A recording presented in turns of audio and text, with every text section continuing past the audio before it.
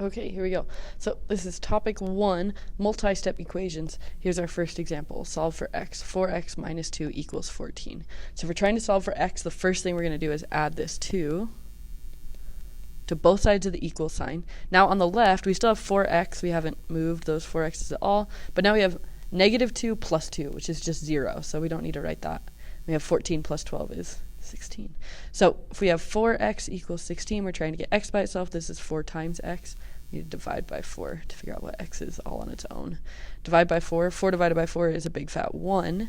This is just 1x equals 16 divided by 4 is 4. So here's our first answer. X equals 4. Okay? Nice. Second example over here. Solve for w.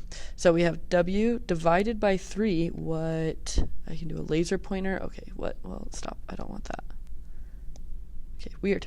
Anyway, so we have w divided by 3 plus 4 equals 7. Okay, here's w right here. We're trying to get w by itself. We have to start furthest away from w. So we have to start by getting rid of this plus 4. So we're going to do a minus 4 on both sides of the equal sign. Okay, now we still have this w divided by 3 over here. We haven't done anything to that. Plus 4 minus 4 is 0, so I don't need to write it. I have 7 minus 4 is 3. So now we have w divided by 3 equals 3. Well, to get w on its own, the opposite of divide 3 is times 3.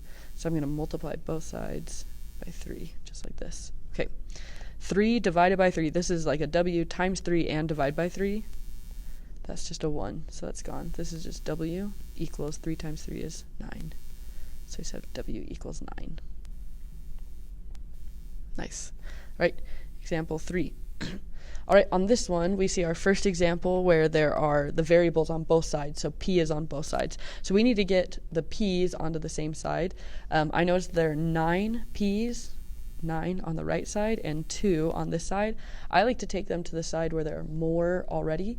So there are already more on the right side. So I'm going to move these positive 2p's to the right. In order to move them to the other side, I have to do minus 2p and minus 2p. On both sides of the equal sign. Now on the left, I still have this 14 because I haven't done anything with that, but plus 2p and minus 2p, gone. And now I have 9p's minus 2p's. Well, 9 minus 2 leaves me 7p's. So we have 14 equals 7p. Okay, if we want to get p by itself now, just have to divide by 7. 14 divided by 7 is 2. So we see that p equals 2 is our answer on this guy. All right, last one on here. Okay, this one we get one extra thing. There are x's on both sides, and also we have these parentheses. So remember, we have to follow order of operations. We have to distribute first. So on the left, I'm going to have to do 2 times 4x, so that's 8x's. And then 2 times positive 2 is a positive 4. So that's the right side. I still have this 4x here. Okay, but now I'm going to do minus 12 times x gets me minus 12x. And then minus 12 times minus 1. Negative 12 times negative 1 is positive 12. Okay, so that's everything. No more parentheses. But let's see what we can do with this. I notice right away that I have 4x's minus 12x's.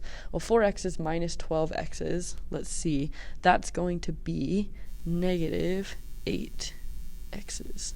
Okay, I still have everything else, so I need to copy it down. I still have 8x plus 4 on this side, negative 8x's, and I still have a plus 12. Okay, so let's see. I want to get all the x's to the same side. The left side has 8x's. The right side has negative 8x's. So I'm going to move these negative 8x's to the other side. In order to do that, I have to do plus 8x. Plus 8x. Okay, what do we have now? 8x's plus 8x's is 16x's. I still have a plus 4. On this side, no more x's. I move them. I just have a positive 12. Okay. Just a couple more steps. I got to do minus 4, minus 4. And now we have 16x equals 8.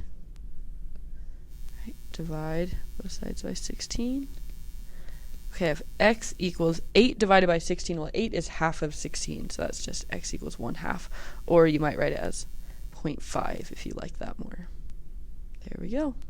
All right, so there are 4 examples of solving multi-step equations. Remember, it's also possible for you to end up with no solution or infinitely many solutions, depending on if all the x's cancel out or if you get something that's not true in the end.